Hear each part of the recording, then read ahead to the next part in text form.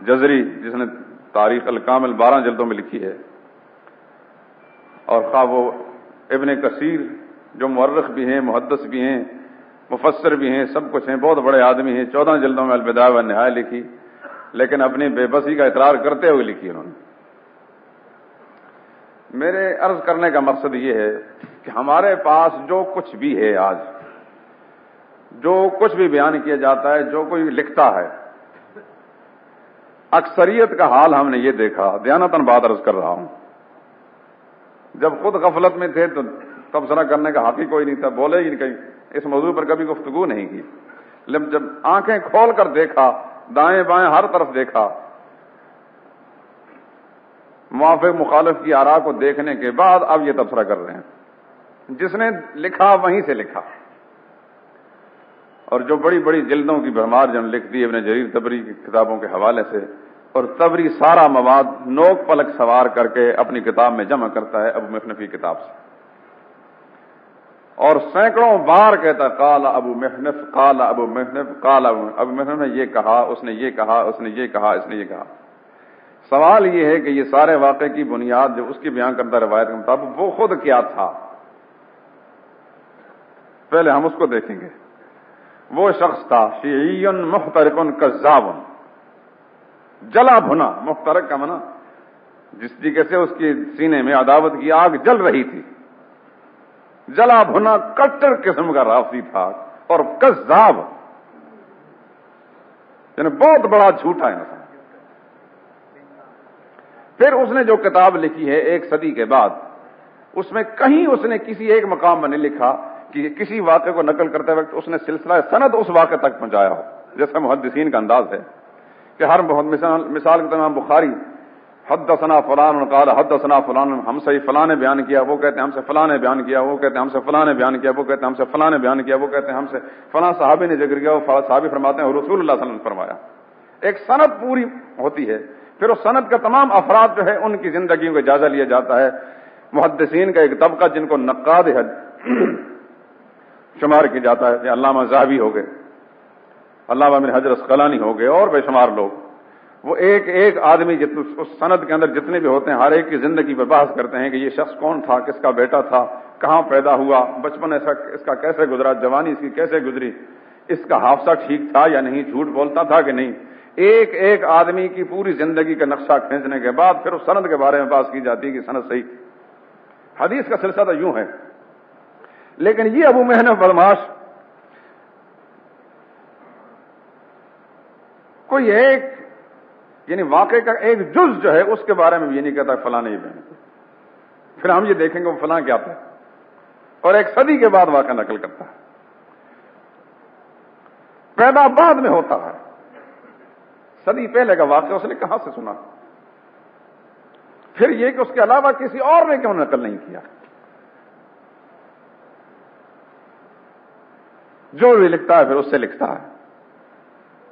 اس واسطے ایسے قصاب کی بیان کردہ روایت اس کے کسی بھی پہلو کے بارے میں قطعی اور یقین کے ساتھ اور وثوق کے ساتھ کوئی فیصلہ کرنا مشکل ہی نہیں، بے عرض کر چکا ناممکن۔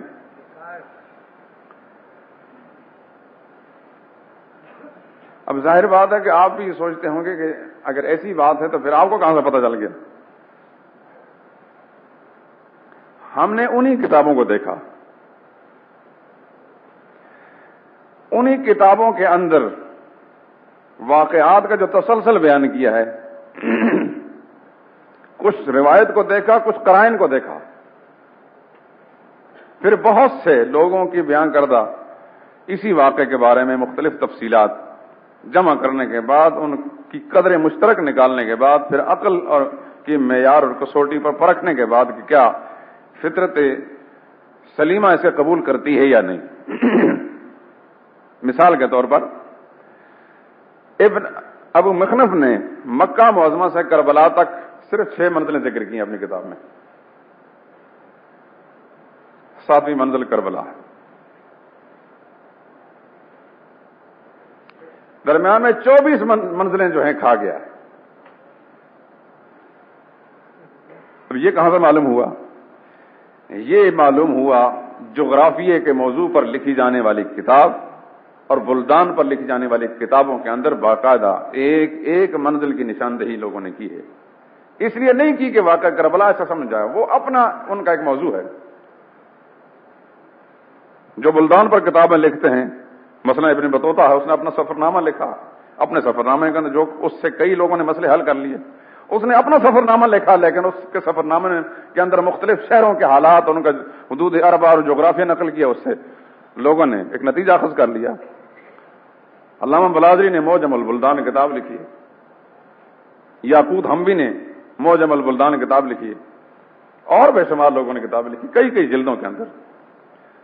اب وہ انہوں نے ریسرچ اور تحقیق کا معیاری، مثال کے طور پر پاکستان کے شہروں پر اگر ریسرچ کرتا ہے، کوئی پی ایچ ڈی کرتا ہے، تو لاہور شہر اس کا قدیم نام یا اس کا حدود اربع اور اس کے سارا پس منظر لکھے گا. اس پر ریسرچ ہوگی، تحقیق ہوگی. جو اس لائن پر کام کرے گا وہ بنسبت ان لوگوں کے جو لاہور شہر میں رہتے ہیں ان سے زیادہ جاننے والا ہوگا. کام جو کیا اس نے.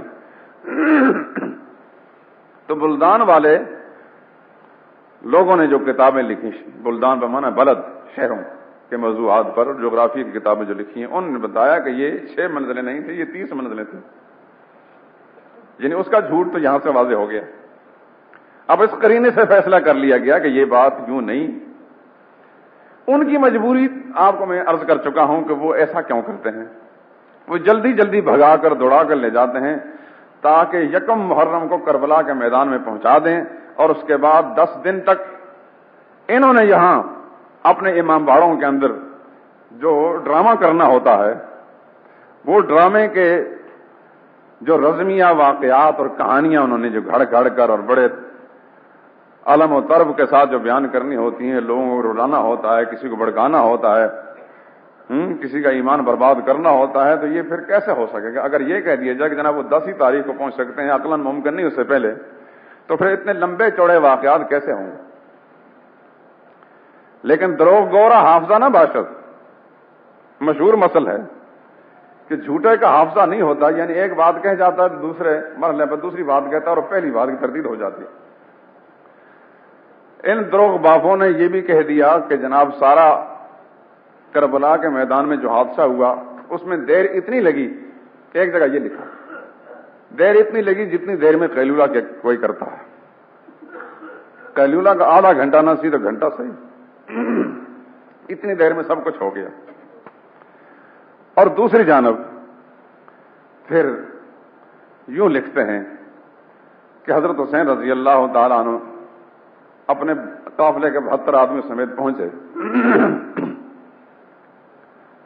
تو ادھر سے کوفی فوج، کبھی وہ حر بن یزید تمیمی اور کبھی عمرو بن سعد، کبھی کس کا نام کبھی کس کا نام لے کر آ جائیں. کہا جاتا ہے کہ 6 لاکھ فوج آئی کوفہ سے. 6 لاکھ تو صرف فوجی تھے اور 2 کروڑ پیادہ چلنے والے تھے 72 آدمیوں کو مٹانے کے لیے، اور پھر بھی مٹا نہ سکے، کچھ بچ کر نکلا ہے. یعنی یہ فیصلہ ہر عقل مند خود کر سکتا ہے. اب اس قسم کے واقعات اور کہانیاں لے کر جب لوگوں کو جہالت کی ماری ہوئی جنس کو ورغلایا جائے گا، رلایا جائے گا، تو ان پر خدا کی پھٹکار نہیں ہے جو ایسی باتوں کو مانتے ہیں. ان کی عقلوں پر توف ہے. اور پھر ایک ہی سانس میں اتنے جھوٹ بولے جاتے ہیں. جناب پہلی حضرت حسین رضی اللہ تعالیٰ نے خود پہلا حملہ جو کیا تو 1900 کوفی فوجی جو ہے قتل کر دیے خود حضرت حسین نے ایک حملے میں. پتہ نہیں حملہ کسی ایٹم بم سے کیا تھا، یہ کوئی ایسا میزائل پھینکا تھا کہ جس نے 1900 آدمی جو ہے ایک ہی مرحلے کے اندر جو ہے ہڑپ کر لیے. بات یہیں نہیں ختم ہو جاتی. پھر کہتے ہیں کہ اس کے بعد پیدر پہ حضرت حسین نے کئی مرحلہ وار حملے کیے مخالف فوج پر. تو ہر حملے کے اندر 10,000 آدمی کی صف بچھا دیتے تھے قتل کر کے. ایک حملہ ہوتا تھا 10,000 مخالف فوج چلی جاتی تھی. چنانچہ اس طرح پیدر پہ حملے جب انہوں نے کیے تو 6 لاکھ آدمی تو خود حضرت حسین نے اپنے ہاتھ سے قتل کر دیے، اور باقی ان کے جو ساتھی تھے 50,000 آدمی انہوں نے قتل کیے. گویا 6.5 لاکھ مخالفین کی فوج جو انہوں نے کربلا کا میدان ختم کر دی.